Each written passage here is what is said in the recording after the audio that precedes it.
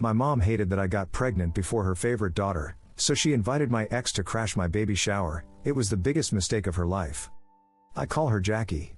It's an odd thing to call your own mother by her first name, but she's always been adamant that Leah, my half-sister, and I never address her as mom. I can still recall the first time I tried calling her mommy when I was around 5.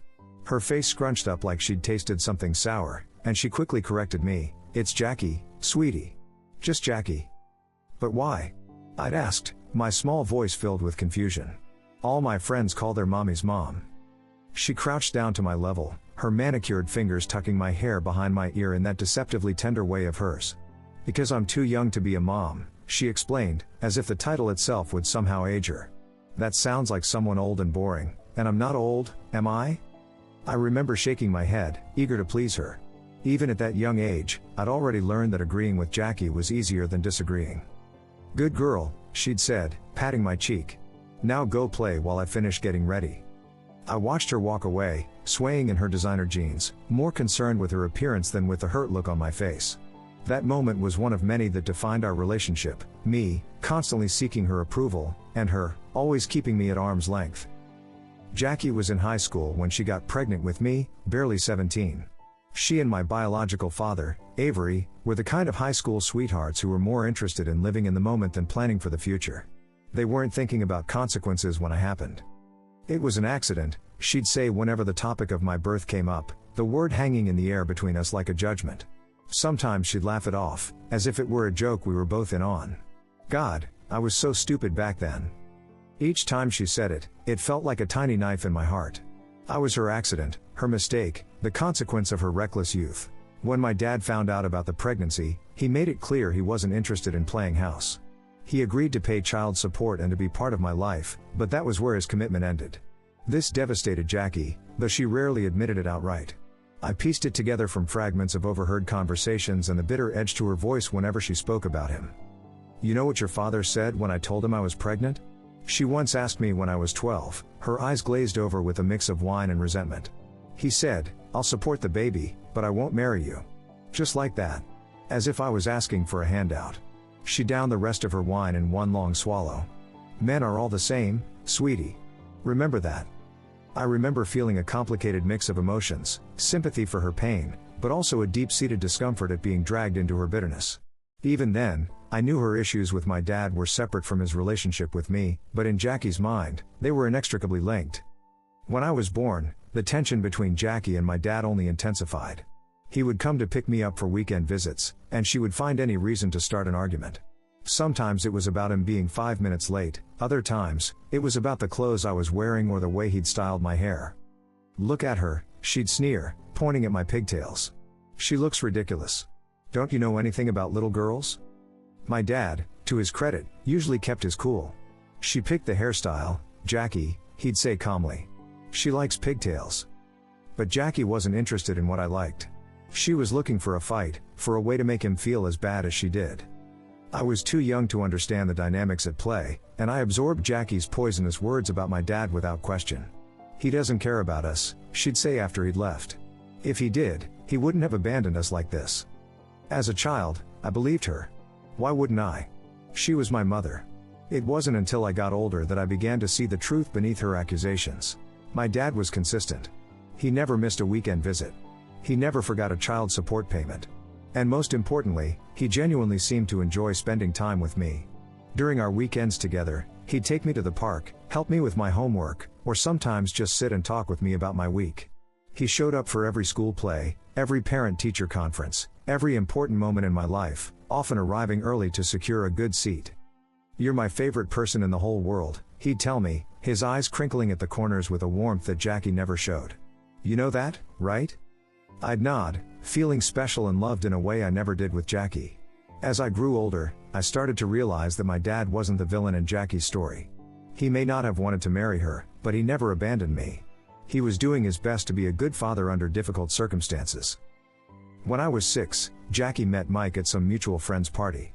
She came home that night with a sparkle in her eyes I'd never seen before.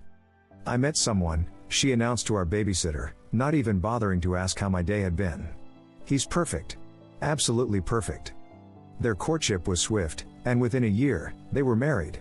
Mike moved into our small apartment, bringing with him a calming energy that balanced out Jackie's storm. He was, and still is, a kind, laid-back guy who treated me with genuine affection from the start. "Hey there, kiddo," he'd greet me in the mornings, ruffling my hair as he passed by. "Sleep okay?" It was such a simple thing, asking how I'd slept, but it stood out because Jackie rarely asked me such questions. Mike made an effort to be part of my life in ways that Jackie often didn't. He'd help me with my math homework, take me for ice cream when I had a bad day, and always made sure to include me in weekend plans. Not long after they got married, Jackie announced she was pregnant. This time, she was radiant with excitement. This pregnancy was planned, wanted, celebrated, everything mine wasn't. "This is going to be perfect," she'd say, rubbing her growing belly. "A perfect little family." I remember wondering if I was included in that perfect family picture or if I was still the accident, the reminder of her past mistakes. When Leah was born, I fell in love instantly. She was tiny and pink and perfect, with wisps of dark hair and eyes that seemed to take in everything. I was thrilled to be a big sister, thrilled to have someone else in the house to love and be loved by. "Can I hold her?" I asked Jackie when they first brought her home. Jackie hesitated, as if unsure I could be trusted with something so precious. It was Mike who intervened. "Of course you can," he said, guiding me to sit on the couch. "Just support her head, like this." I held Leah carefully, marveling at her tiny fingers and the soft rise and fall of her chest. In that moment, I felt a connection that I'd never experienced with Jackie, a pure, uncomplicated love. But as much as I adored Leah, it soon became apparent that Jackie's treatment of us would never be equal. From the moment Leah came home, it was as if a switch had been flipped. Jackie transformed into the mother I'd always wished she'd be, attentive, affectionate, devoted, but only toward Leah. I watched as she cooed over Leah, dressed her in pretty outfits, took endless photos, and showered her with kisses and cuddles. With me, she remained distant, almost cold, treating me more like a roommate than a daughter. The contrast was painful to witness. I'd see Jackie light up when Leah entered a room, her entire demeanor softening. Then her eyes would slide over to me, and that warmth would vanish, replaced by a flat, almost annoyed expression, as if my very presence was a buzzkill. "Jackie," I said one day when I was about 8, "can I have a new dress for the school pictures? The one I have is too small." She barely looked up from where she was folding Leah's tiny, perfectly coordinated outfits. "Can't you just wear what you have? It's only for a picture." Later that week, I watched as Jackie came home with several shopping bags full of new clothes for Leah, who, at 2, couldn't care less about what she wore. "Look at this adorable little dress," Jackie exclaimed, holding up a frilly pink number with matching shoes. "Leah's going to look like a princess in this." I slipped away to my room, tears stinging my eyes. It wasn't about the dress. It was about the fact that Jackie never seemed to take joy in anything related to me. I was the chore, the obligation. Leah was the delight. The disparity in how Jackie treated us became even more glaring as we got older. Leah's birthdays were grand affairs, with themed decorations, catered food, and guest lists that included not just family but also friends from school and the neighborhood. For her 7th birthday, Jackie transformed our backyard into a fairy wonderland. There were twinkling lights hanging from the trees, a professional face painter, a bouncy castle, and a multi-tiered cake adorned with fondant fairies. Jackie spent weeks planning it, making sure every detail was perfect. "Do you think Leah will like it?" she asked me the night before the party, her eyes shining with anticipation. "She'll love it," I assured her, swallowing the knot of jealousy in my throat.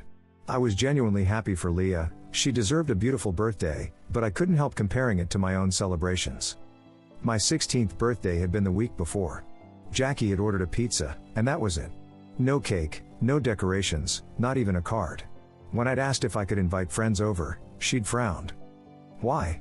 It's just a birthday. You don't need to make a big deal out of it." I'd retreated to my room that night and cried silently into my pillow, feeling invisible in my own home. By the time I was in high school, I'd grown accustomed to Jackie's favoritism, but that didn't make it hurt any less. I started pointing it out to her, hoping that if she realized what she was doing, she might change. "Why can Leah have a sleepover for her birthday but I can't?" I asked once, trying to keep my voice even. Jackie's response was immediate and cutting. "Go cry about it to your dad. This is all his fault anyway." It was her default defense, blame my dad for everything, as if his decision not to marry her somehow justified her treating me like I was less important than Leah. It was a logic I could never understand, and it only drove a deeper wedge between us. My dad, though, always tried to compensate for Jackie's neglect. He'd call me at midnight on my birthday every year, his voice warm with affection. "Happy birthday, sweetheart," he'd say. "I can't believe how grown up you're getting. I'm so proud of you." He'd take me out for a special dinner, buy me thoughtful gifts, and make sure I knew I was celebrated, even if Jackie couldn't be bothered. It wasn't the same as having a mom who cared, but it was something. I remember one year when he tried to talk to Jackie about the disparity in how she treated us. I was 15, and he'd picked me up after a particularly dismal birthday where Jackie had forgotten it altogether until my dad showed up with a cake. "Jackie," he said quietly, as I pretended to be distracted by my phone in the living room, "you do realize what day it is, right?" She shrugged. "Friday?" "It's our daughter's birthday," he said, and I could hear the controlled anger in his voice. "You didn't even acknowledge it. No card, no cake, nothing." Jackie's face hardened. "Don't tell me how to parent, Avery. You lost that right when you walked away from us."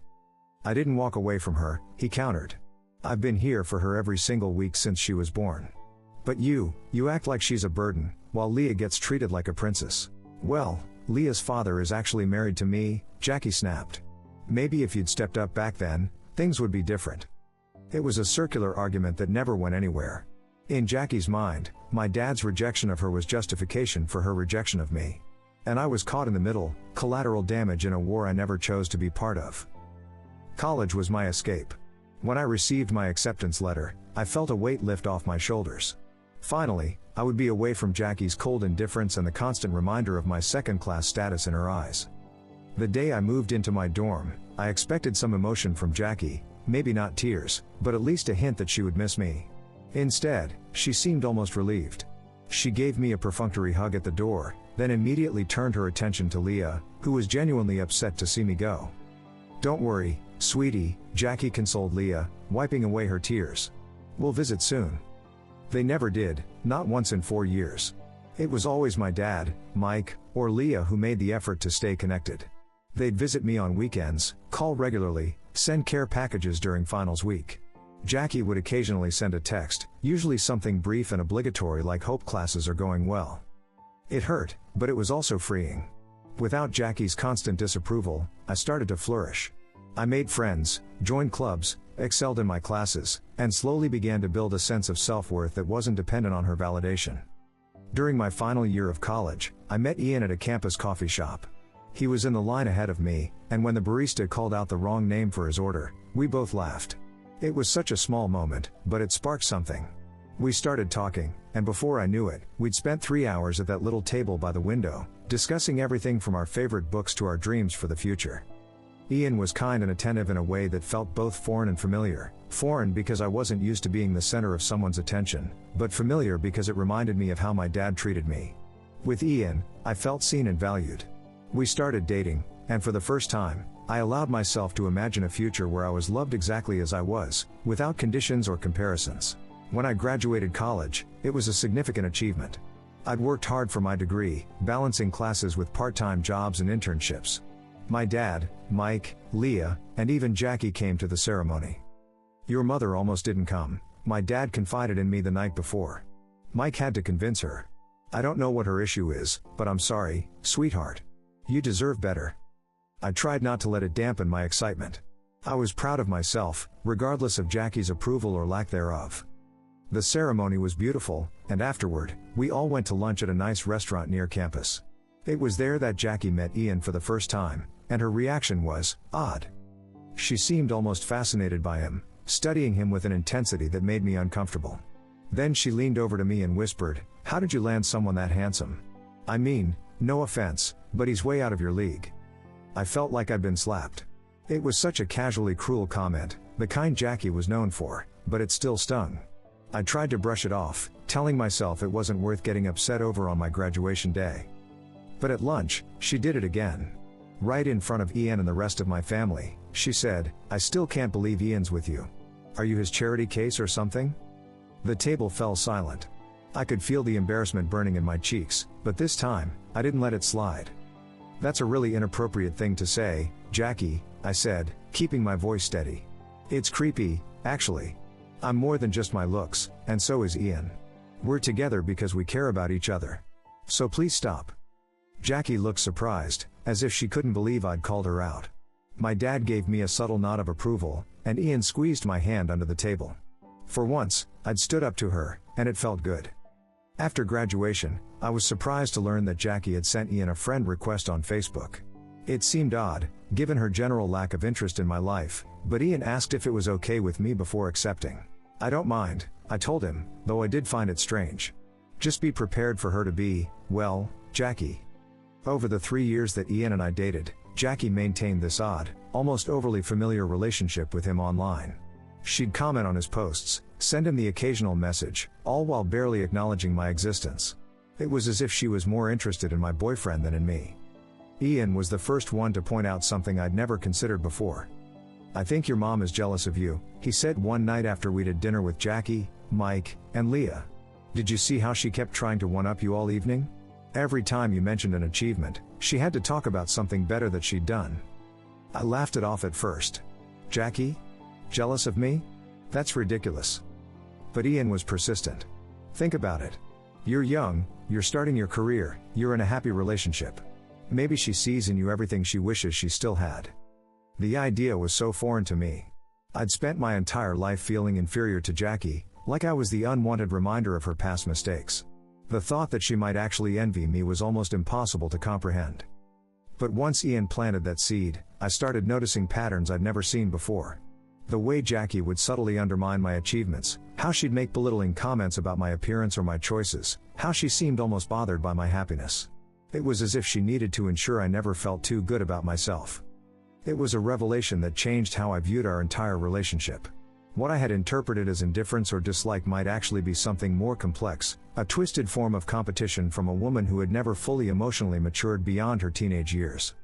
Ian and I eventually broke up after 3 years together. It wasn't dramatic or ugly, we simply realized that our lives were headed in different directions. We promised to stay friends, but as often happens, life got in the way, and we gradually lost touch.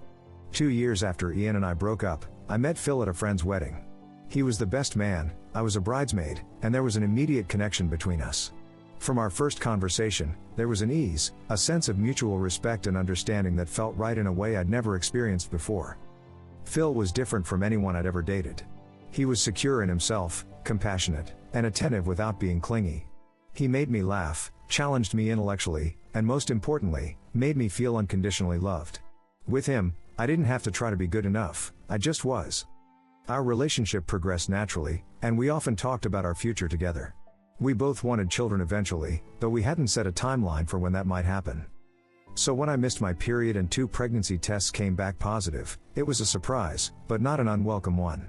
Phil and I sat on the edge of our bed, staring at the little plus sign with a mixture of shock and excitement. We're having a baby, Phil said, his voice filled with wonder. Wow. Are you okay with this? I asked, suddenly nervous. It's sooner than we planned. He took my hands in his eyes serious but warm. I couldn't be happier. We may not have planned it for right now, but I've always wanted a family with you. So yes, I'm very okay with this. Relief washed over me, followed by a wave of joy so intense it brought tears to my eyes. This was happening. We were going to be parents. We decided to get married before the baby came. It wasn't because we felt we had to, we had already discussed marriage and knew it was in our future, but because we wanted to start this new chapter of our lives as a family in every sense of the word. Our wedding was small and intimate, with just close friends and family. Leah, who had grown into a wonderful young woman despite Jackie's influence, was my maid of honor. She stood beside me, radiant with happiness for me. I'm so glad you found Phil, she whispered as we waited for the ceremony to begin. You deserve to be this happy. Jackie attended the wedding, but throughout the ceremony and reception, I could sense her disapproval. She wore it like a mask, a tight smile that never reached her eyes, a stiffness in her posture that betrayed her displeasure. It wasn't until the reception was winding down that she finally approached me directly. She'd had a few glasses of champagne, and her filter was slipping. You know, she said, her voice low but sharp, I never wanted you to marry someone like Phil. I blinked in surprise. What's wrong with Phil? Nothing, I guess, if you like boring, she replied with a dismissive wave. I always thought you'd get back with Ian. He was more interesting. I couldn't help but laugh. It was such an absurd thing to say, so disconnected from the reality of my life now. Ian and I broke up years ago, Jackie. We weren't right for each other. Phil and I are. She pursed her lips, clearly not pleased with my response. "Well, I still think you're settling." I didn't take the bait. I simply smiled, kissed her cheek, and walked away to find my husband. Jackie's opinion didn't matter anymore. I had built a life I loved, with a man who loved me, and nothing she could say would diminish that. After the wedding, Phil and I decided it was time to share our news. We'd kept the pregnancy a secret until after the ceremony, not wanting any distractions or judgments to overshadow our special day. We invited my dad, Jackie, Mike, and Leah over for dinner one evening, planning to tell them all at once. As we served dessert, Phil took my hand under the table, giving me the courage to speak. "We have some exciting news," I announced, feeling a flutter of nervousness mixed with joy. "Phil and I are expecting a baby." The reactions were immediate and varied. My dad's face lit up with genuine happiness, while Mike offered warm congratulations. Leah let out a squeal of delight, jumping up to hug me tightly. "I'm going to be an aunt," she exclaimed, her eyes shining with excitement. "This is the best news ever." But Jackie's reaction was markedly different. Her face froze in a half-smile that looked more like a grimace. She set down her fork with deliberate precision, the soft clink against the plate the only sound in the suddenly awkward silence. "You're pregnant?" she asked, her voice flat. "Already?" I nodded, trying to maintain my smile despite the sinking feeling in my stomach.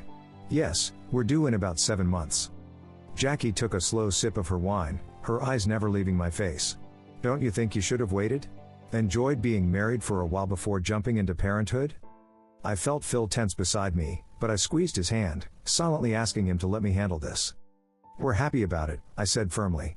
"It may not have been planned exactly this way, but we both want this baby." Jackie leaned forward, her voice taking on a saccharine tone that I recognized as her way of disguising criticism as concern. "I just worry you'll regret rushing into motherhood. It changes everything, you know. Your body, your marriage, your freedom, all gone." The implication was clear. She was projecting her own regrets onto me, suggesting that I would come to resent my child the way she had resented me. It was a knife twisted deeper by the fact that we were sitting around the table as a family, the disparity in how she treated her 2 daughters on full display. But this time, something in me snapped. I wasn't going to let her poison this moment, nor would I allow her to plant seeds of doubt about my future as a mother. "I'm not you, Jackie," I said, my voice quiet but firm. "I won't regret having this baby. Phil and I love each other, and will love our child, without conditions, without comparisons, without resentment." Jackie's eyes widened, and for a moment, I thought she might apologize or at least back down. Instead, she doubled down.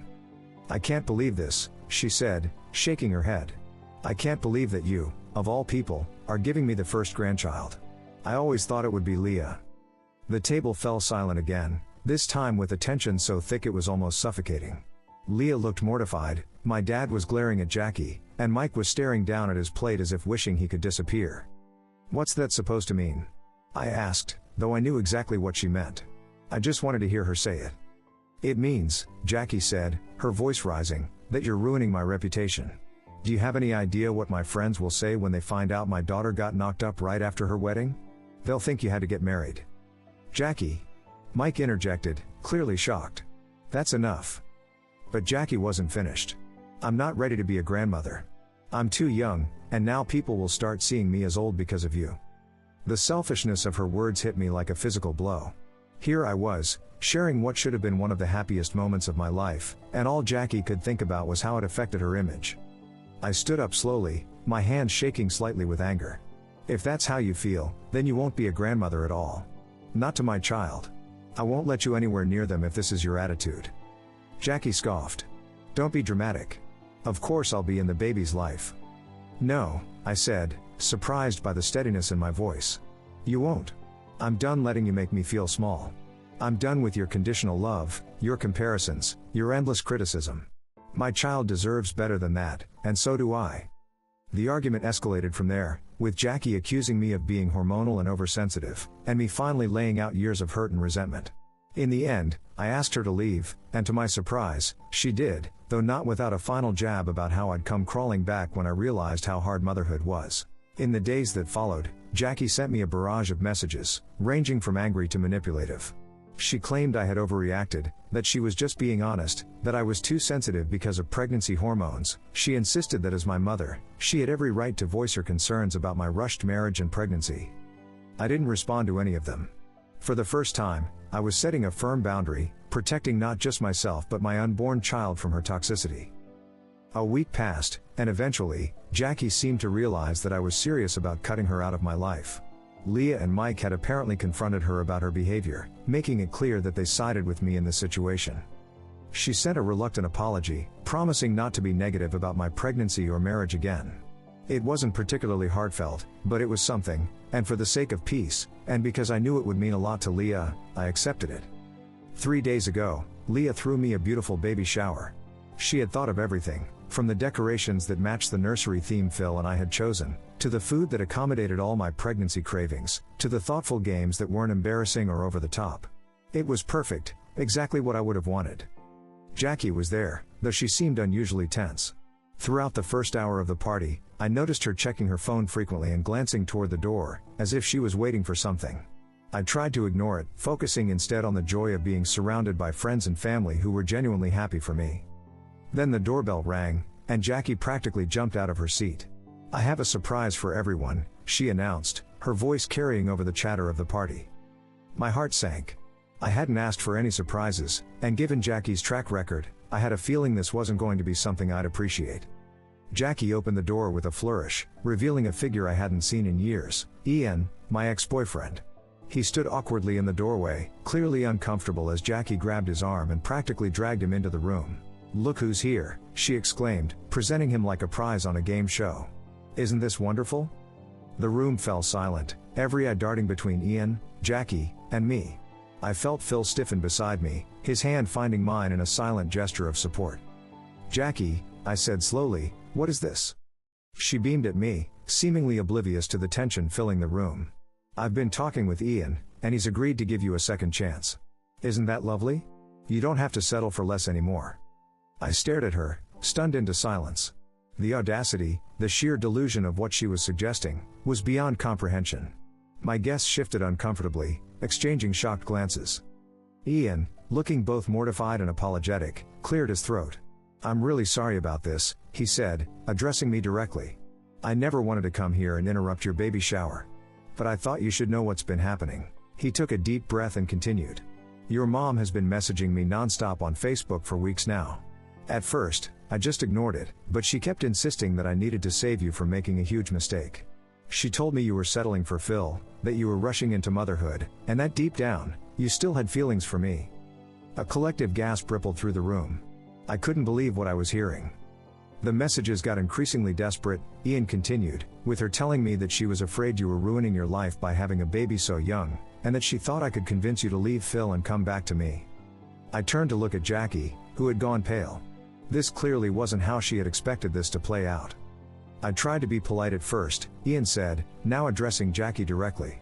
"I told you that I was happy for them and that you should be too. But you wouldn't stop.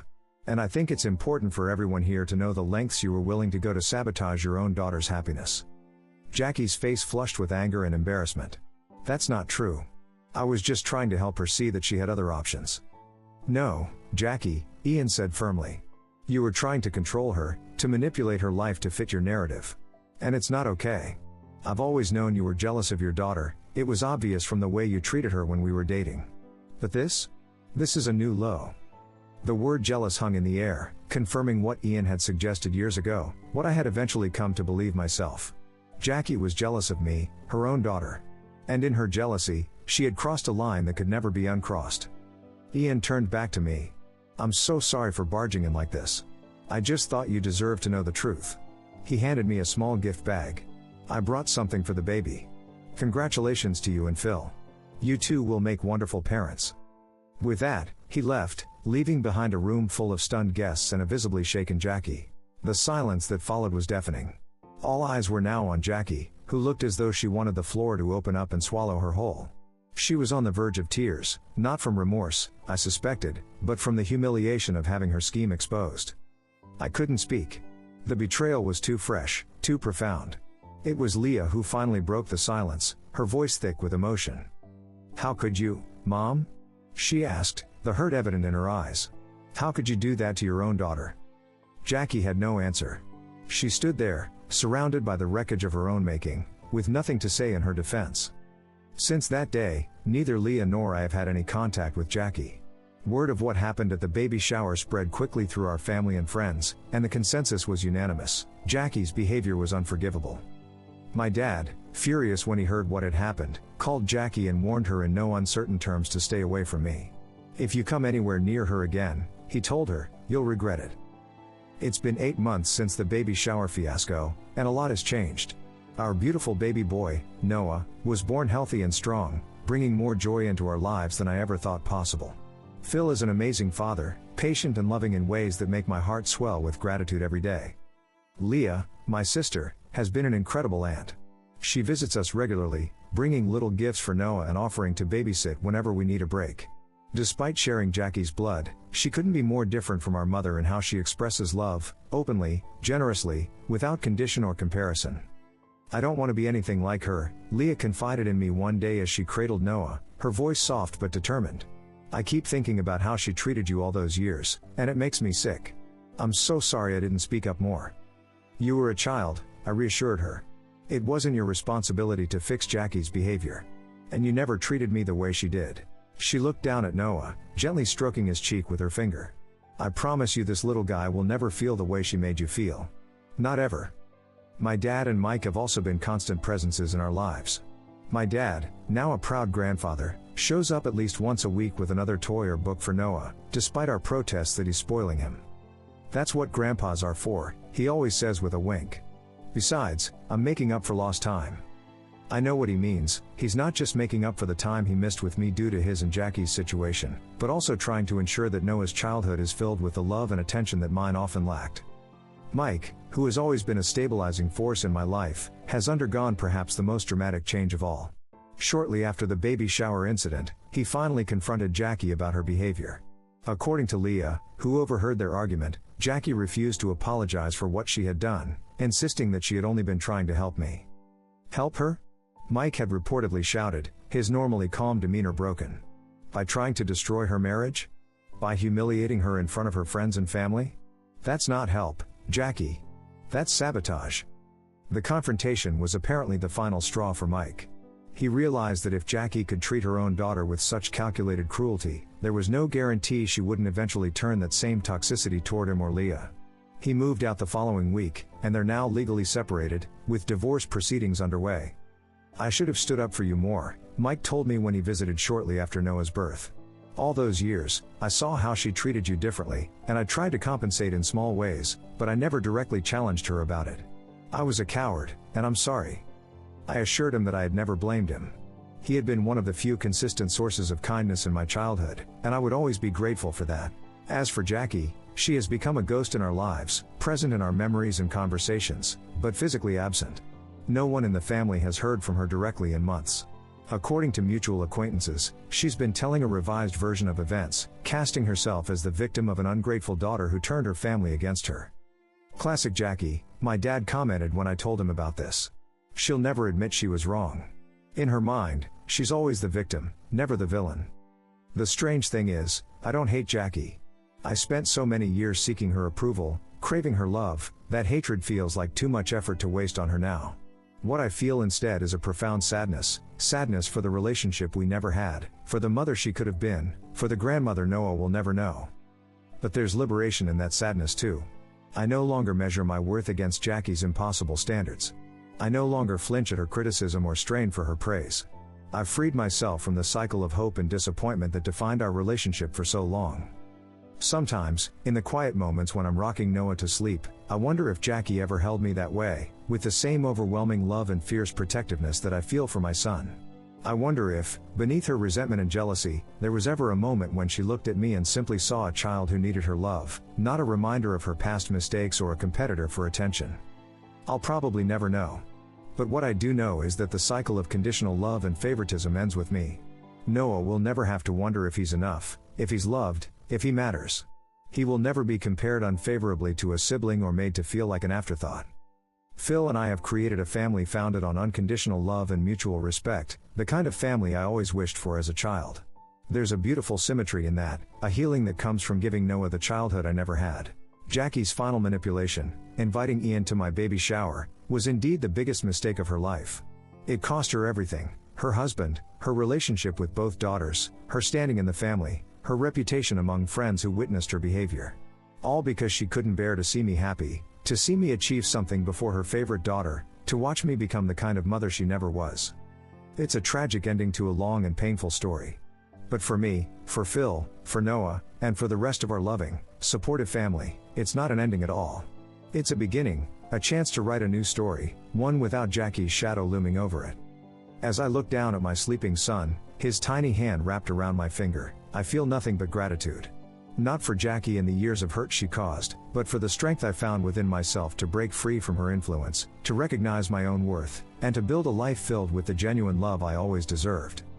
That, more than anything, is what I consider my greatest achievement, not simply surviving Jackie's favoritism and jealousy, but transcending it completely to become the mother that I needed all along.